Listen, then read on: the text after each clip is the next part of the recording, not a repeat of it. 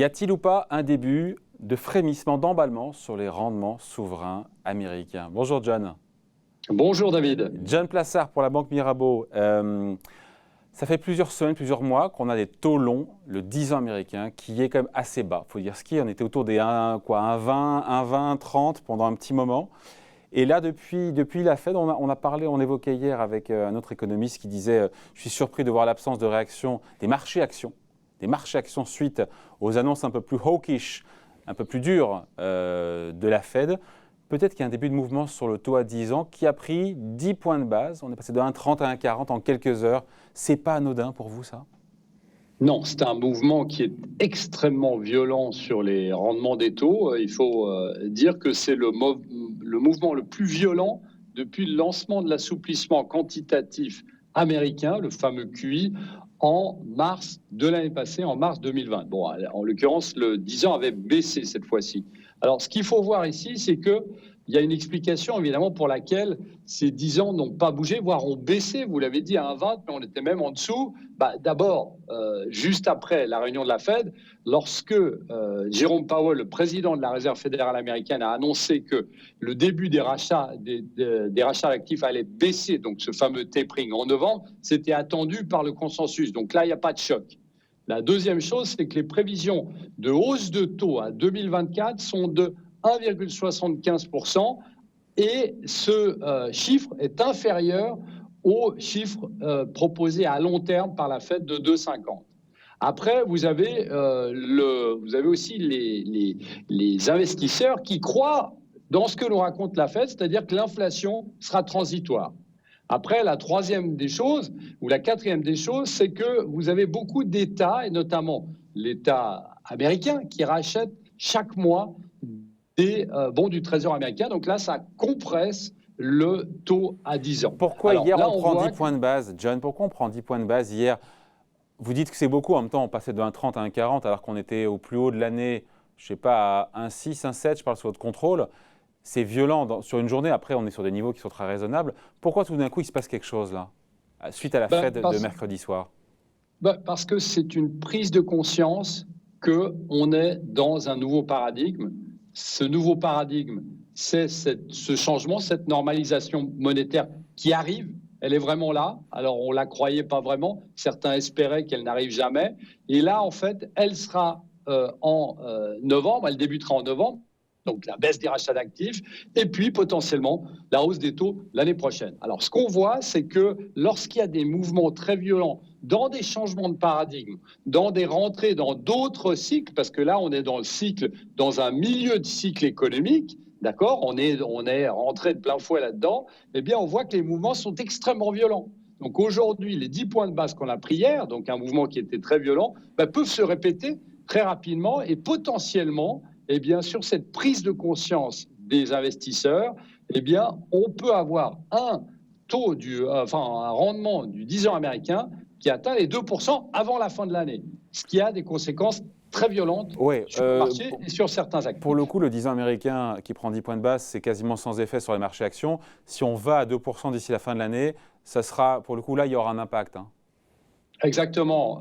Alors, on a toujours considéré depuis le début d'année que les 1,80, les 2% étaient le moment auquel le marché des actions ne serait plus corrélé, parce qu'aujourd'hui, vous avez une corrélation depuis quelques jours sur la hausse des rendements et sur la hausse du marché. Mais là, à un moment ou à un autre, vous allez avoir un impact, et notamment un impact sur plusieurs secteurs. On sait très bien que dès qu'il y a les rendements qui montent, bien les secteurs endettés, qui sont par exemple les services aux collectivités, qui sont par exemple les télécoms, le secteur des télécoms, et dans une moindre mesure le secteur de la technologie, eh bien, est impacté. Et d'un autre côté, vous avez le secteur des banques qui en bénéficie pleinement, qui lui va monter. Donc à un moment ou à un autre, vous allez avoir potentiellement, si on monte très vite et si on arrive à ces 2% avant la fin de l'année, vous pouvez avoir un petit choc sur le marché des actions et qui pourrait correspondre un peu à ce qui s'est passé en 2013 lorsque la Réserve fédérale américaine avait aussi annoncé la baisse de ses rachats d'actifs. Ouais, sauf que John, cette année déjà, on a eu cette discussion un peu plus tôt quand les taux étaient montés. Le 10 ans américain, il est monté à 1,6, 1,7, je ne me souviens plus. au plus haut cette année, c'était quoi? Enfin, on était à 1,70, on est arrivé à 1,75. Et voilà, et on s'est dit, voilà, on va vers les 2%, etc. Finalement, on est redescendu à 1,20. Pourquoi ça serait différent aujourd'hui?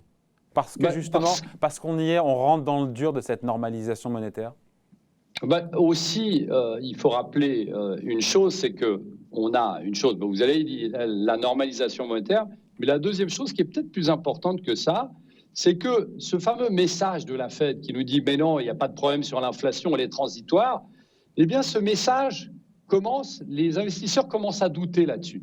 On l'a vu sur la hausse des matières premières, on l'a vu aussi sur les goulets d'étranglement qui sont de plus en plus importants, et notamment sur les prix importés, sur les marchandises importées, où on voit qu'il y a plein de ports, que ce soit en Chine ou aux États-Unis, qui sont congestionnés et qui n'arrivent pas à faire entrer de la marchandise, ce qui propulse les prix à la hausse. Donc en fait, le discours de la Réserve fédérale américaine, et Jérôme Powell nous l'a dit d'ailleurs lors de la réunion de la Fed, eh bien, les investisseurs commencent à douter. Et les membres de la Fed et de la BCE doutent aussi en disant qu'en fait, cette inflation transitoire sera de l'inflation transitoire qui va durer un peu plus longtemps que prévu.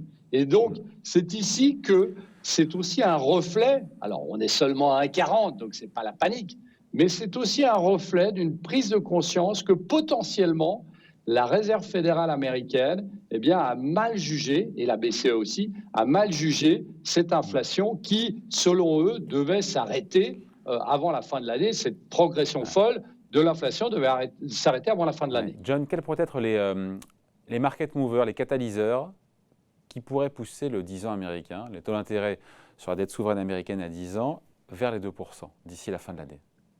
Écoutez, c'est ce qu'on appelle aux États-Unis la data dependency. Qu'est-ce que ça veut dire? Ça veut dire être dépendant aux statistiques économiques. Et la première statistique économique, évidemment, qu'il va falloir regarder, c'est l'inflation, vous l'avez tout à fait dit, c'est les prix à la consommation. Et là, on a vu la dernière fois qu'ils sont toujours très élevés. On avait discuté déjà ensemble, David, ils sont proches des 5 aux États-Unis. On a vu une légère inflexion, mais toujours avec un taux très élevé, mais si cette inflexion qu'on a vue lors la dernière publication des statistiques, cette inflexion n'a pas lieu et qu'on a une stabilisation très haute, à plus de 5%, voire un redémarrage de l'inflation, eh bien là, on peut aller très rapidement aux 2% sur le rendement du 10 ans américain. Ouais, et là, ça serait moins drôle sur les marchés actions, évidemment. Ce serait moins drôle parce que ce n'est pas du tout anticipé. Vous savez, les marchés des actions sont souvent à la baisse ou subissent un léger choc, voire un choc, lorsque le consensus est dérangé.